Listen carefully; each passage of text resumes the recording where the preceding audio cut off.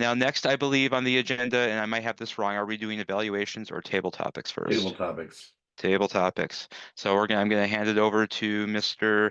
Nick Fury, who's been a, did I say that correctly? Fury? Okay. That's an awesome name, by the way. He's from North Dakota and been a Toastmaster for 18 years. Nick, take it away. Thank you, Mr. Toastmaster. Table topics is an area where we get to have fun, be impromptu, and this, as Nathan had said, does enhance job interviewing abilities when they give you a question on the spot and what are you going to come up with. Now we're going to have that where it's 1 to 2 minutes, and I'll have the red at 1 as a timer. 1.5, I'll do the yellow, and 2 minutes, I will do the red. So green, yellow, red as timer. So we're going to start with the questions. Normally it's fun to go with according to the season, but I think we're going to look at our hopes and dreams and visions, our wishes. We like to have a theme to go with it. So I'm going to go first with Ashley. If you could have do any profession right now, you have the full skill level to do it, and no cost for you to go for college or anything like that. You're just automatically right now. What profession would you love to be able to do? Thank you, Mr. Table Topics Master. What profession would I like to do? That's a very good open question because now I don't have a profession and I'm free to move in every particular area I would want to go. But I think the profession that I would pick would become a humorist. Now you're going to say, why a humorist? Well, because when people laugh, if you can get them to laugh, it changes their whole demeanor. They may be sitting there grumpy and everything, but if you tell them something and give them a laugh, it breaks out the whole situation. If you see a story that looks kind of interesting, you might be able to twist it in such a way that everyone gets a lot of fun out of it and nobody gets hurt. Feeling that way, I think would be a great way to be able to make your life in the world. Now, sometimes the humor comes in a different way. Once I was sent to a place in Tennessee where I was going to attend a technical school. I got there early in the morning, and I basically came in with a suit and tie on. I was a student, but as other people came in from all over the United States, I went up to them and asked them, "Who are you with?" "Well, I'm with General Electric over in Schenectady, New York." And, "Oh, great." And another guy comes in. I say, "I want you to meet James, who's from Schenectady, New York. Where are you from?" And I went around and I introduced everyone to each other. And they were saved because they were walking into a cold place. They didn't know anything. Tap on the shoulder. This lady pulled me around and said, "What do you think you're doing?" I said, "Your job, of course. I'm making these people feel happy and humored. It's a great thing to do." And I think it's funny too. "Well, I never," she said. And she turned around and walked away. The moral of the story is, if I had a choice, I'd do something humorous that would better the immediate environment we're in. And if I ever get a chance to get you in the room, I may tap you on the shoulder and ask you where you're from. Back to you, Mr. Table Topics Master. Thank you, Ashley. Good rendition, and also what a way to enhance people's lives through humor. Learning and understanding great happiness. Now, my second question is a little more fun. Nathan, if you were encountering on the road while your job is going on, you encountered a lamp, like Aladdin's lamp, and you decide to rub it. Out comes a genie and grants you those 3 wishes. What are your 3 wishes and why did you choose those? Thank you, Mr. Table Topics Master. That is a very good one. Can I do wish for more wishes? Unfortunately, no. Yeah. There's always more and more wishes that you can come up with. I always think of the 3 wishes, and any of you that have seen the Harry Potter series, you've seen the invisibility cloak. What was it? The wand that could destroy all other wands, and the stone that would make you live forever. And kind of along those lines, I believe one would be to live forever. It's such a short life that each of us live, and it would be a dream to continue living it, to continue to learn and continue to grow. My second wish would be for world peace.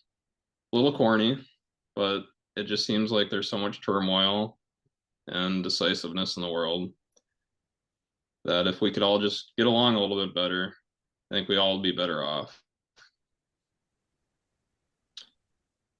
And finally, I would wish for more happiness in the world. Another one that's a little more corny, but it just seems like it's been kind of a dreary world lately. Everyone is expecting doom and gloom with the election coming up, and not a lot of focusing on the positive. But one thing that we learned in Toastmasters is that's a really good thing to do, is to focus on the positive rather than the negative. And if everyone else would have that kind of approach to things, they would be a lot better off. So with that, happiness in the world peace, and living forever. Back to you, Mr. Table Topics Master. Thank you for that as well, Nathan. So that'd be an amazing utopia in when we can live forever with peace and happiness. That's amazing. Who would have thought that? I think you got the best wishes I've heard yet. I didn't hear anything about money or greed or any of that, so that works out even more amazing. So, Helen,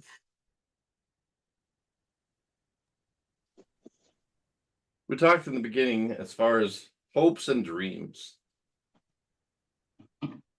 And those who know me with my acronyms, the word dreams is developing real endeavors and motivational strategies.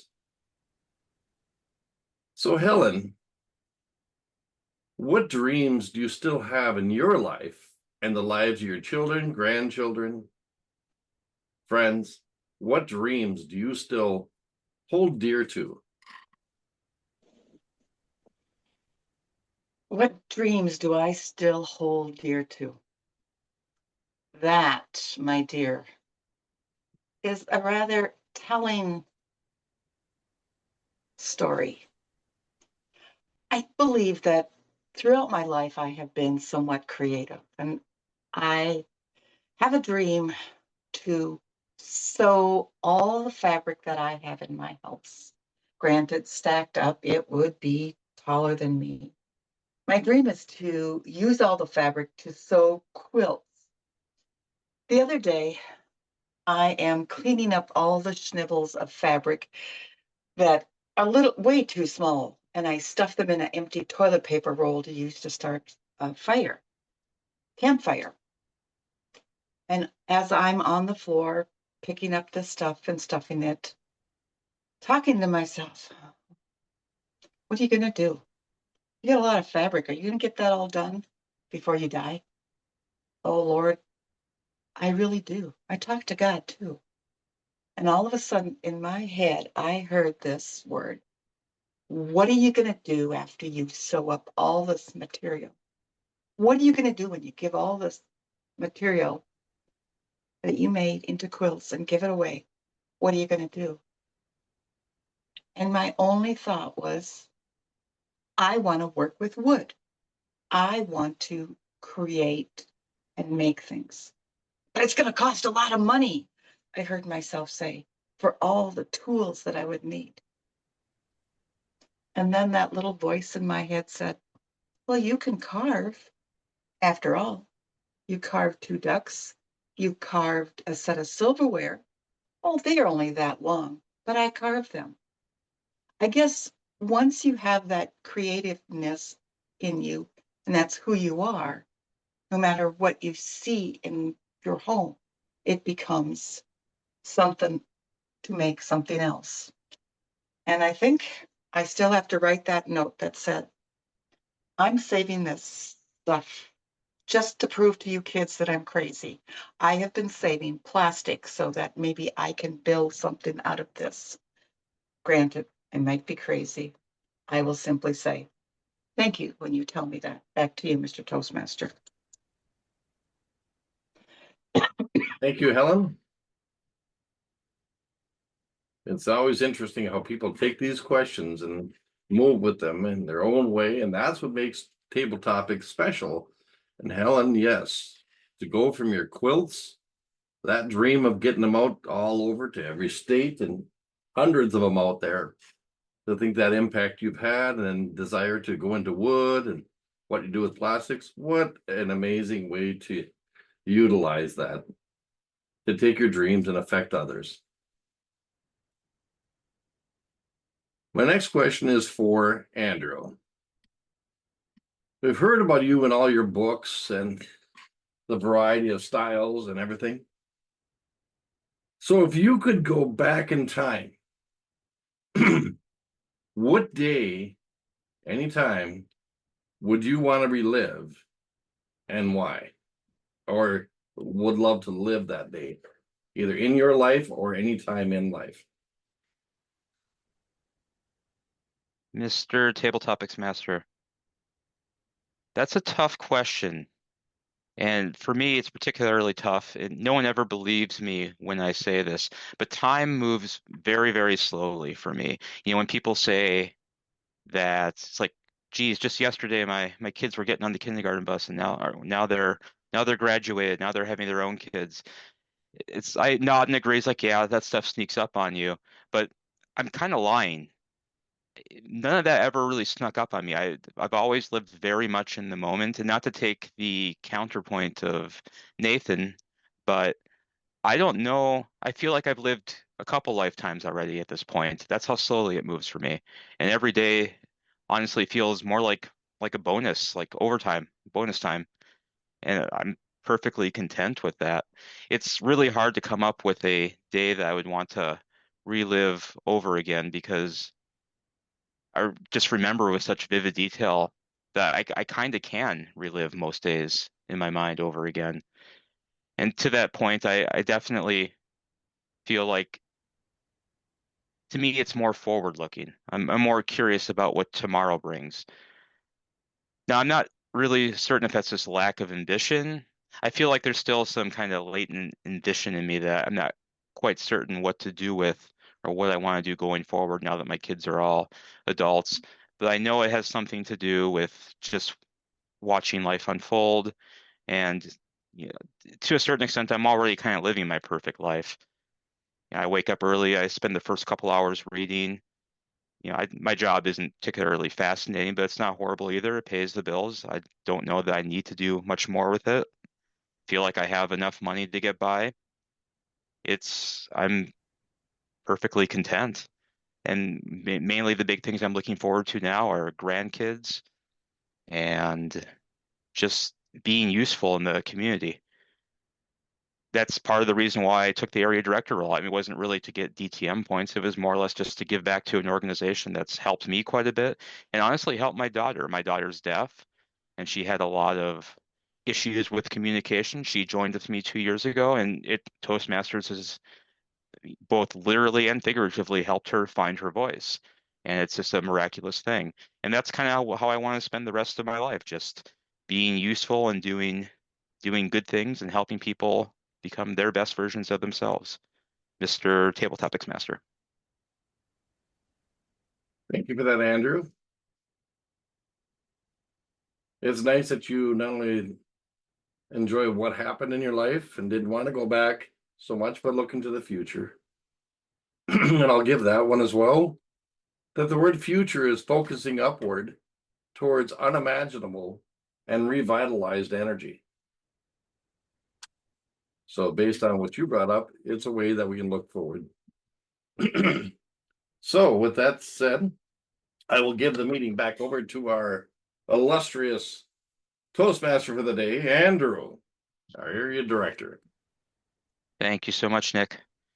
So now we are going to move to evaluations, and I will be giving the first evaluation of Ashley's speech on basically on creative stories about his experiences with Toastmasters. And one thing I'll preface my evaluation with something that Helen said in her speech, that Toastmasters is just every bit about learning to listen effectively as it is about speaking effectively. And I've found that to be absolutely true. If we had guests here, I would say that I think one of the most valuable things that I've gotten out of Toastmasters is just the ability to hear other people and how they give speeches. And to that end, Ashley, that was a wonderful, wonderful speech. I particularly loved the storytelling and using different voices for characters, and your vocal variety is wonderful. That's something I struggle with greatly. I have a lot of trouble with that, which is strange because as my kids and wife will tell you, I'm actually a pretty goofy guy. I do voices all the time. I can't bring myself to do it on at the podium. I just cannot, and I need to somehow get over that. So watching people do it's very inspiring. Your hand gestures and just your presence was wonderful. One thing I did notice is, and the only reason I noticed this because I've been called out for this on Zoom meetings, your default is to have your arms crossed when you're not doing gestures. And that feels a little guarded, like you're protecting yourself. So just maybe be aware of that. But otherwise, the other thing I loved about your speech was just how you balanced humor and seriousness. I mean, you get the formula just right. And if you want to be a humorist, well, I think you're already there. They were very funny jokes, and they were balanced with your message and appropriate just perfectly. And to challenge yourself on your next speech, I don't know that I can really give you anything other than say maybe try giving it in Latin. That's all I have. And that is my evaluation of Ashley. And I'm sorry, who was it? Nathan, you're evaluating Helen? Yes, I am. Okay. Thank you, Mr. Toastmaster, and thank you, Helen, for your speech. I really enjoyed your analogy of Toastmasters being like a keychain and the keys to being a better communicator, and how you have some keys on your keychain that aren't visible, such as the key of confidence and the key of communication. I also enjoyed how you went through a lot of the benefits of Toastmasters and kept relating it back to that keychain throughout, such as the opportunity to learn from others, learn new skills such as listening and public speaking. I thought you had really good hand gestures, like you covered your mouth when you had to be quiet. And you also had good vocal variety. You got louder when you were trying to make your points. And I think your summary of Toastmasters was very good, with as it being a safe environment to make mistakes. I think we can all relate to that, where we have made mistakes and felt bad in kind of a more professional setting. And this is kind of that safe place to do that. And I think we are just inspired by your process of getting through that first speech and messing up and improving on it and seeing it as a stepping stone rather than a block in your life.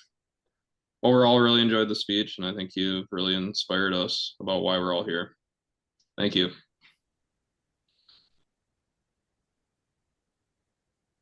Thank you, Nathan. And now I believe Nick, are you giving the evaluation Yes, I of am. Nathan? Yes, Okay. correct. Go ahead, Nick. Nathan, as far as features and benefits of the speech, I know I did this one back in 2020 and I looked at mine versus yours. And you feel sometimes very methodic, but yours was a lot more personal. I think I was so proud of you because I even got a little choked up thinking, wow, what a way to pull that off. The very essential personal touch that you brought to it. You brought personal examples and you brought how it affects your job and How can it help others with their job? That seems to me the most important part of the message. I know I said before I belong to the FBI when I'm in sales because features and benefits inspire. And I think that's what it's about, is how you can inspire others by letting them know what it's going to benefit them. Everybody thinks, what about me? What do I get out of this? What do I get out of Toastmasters? And I know that even Andrew had brought up some history, some past president, but one of them that JFK had said is, ask not what Toastmasters can do for you, but what you can do for Toastmasters. It was a variation. They changed it into what's your country, but one thing I would say as a tip for you is that I know it's a speech that takes a lot, like you said, you came off right away about the boring part. And some people might think, oh, this is boring. And sometimes you go into a monotone level because you're reading off. And you've been working on this for some time. And it's always a thing, especially when we're trying to read off material, it becomes a detail that we try to get over. I know that it's helped you with the job. I know we appreciate when you come with even any kind of a message about your job, because it does influence others to come alongside, as Ashley had said before, about affecting his job and the jobs of others. People don't realize the impact they have, and you brought out that great part of the features and benefits of Toastmasters that made it worthwhile. Thank you, and I'll give the meeting back over our Toastmaster, Andrew. Thank you very much, Nick. And now, so at this point of the meeting, do we have a timer's report, or I guess Yes, the we weed do. picker? Okay, Yes, go we ahead. do. Well, I'll take on both roles. We call it the weed picker, and because the weed picker is to get rid of all those unsightly weeds in the garden that keep from good growth happening. And listening for ahs and ums and buts and so's, it was challenging for me because it was hard to find any. That's how, as you grow in Toastmasters, you get that ability to realize the impact. And periodically, we've talked about politicians. I don't like political ads in the first place, but when you hear them saying things like in there, you please don't, please, I don't want to hear anything more. So we did very well as far as that goes. As far as our timing, everyone stayed within time. We had 6 to 8 minutes on speeches. Nathan's 5 to 7. He did come within that threshold, 450. But it was more of informative, so it didn't have to be a longer speech. And speeches have a variety of times for a purpose. How much is needed to be said? Because sometimes less is more. Because it makes the impact quick and get out. But as far as our table topics, everyone was on time. I have Nathan at 145, Ashley at 208, Andrew 230, and Helen's was 227. So everybody stayed within time on that. I noticed one thing on the evaluations, a little bit surprised, but most of them, with Andrew's being 121, Nathan's was 131, and mine was 231. So short and sweet. Get to the point. That's what it's all about. So thank you, everyone, for your evaluations too. And I'll give it again back over to Andrew.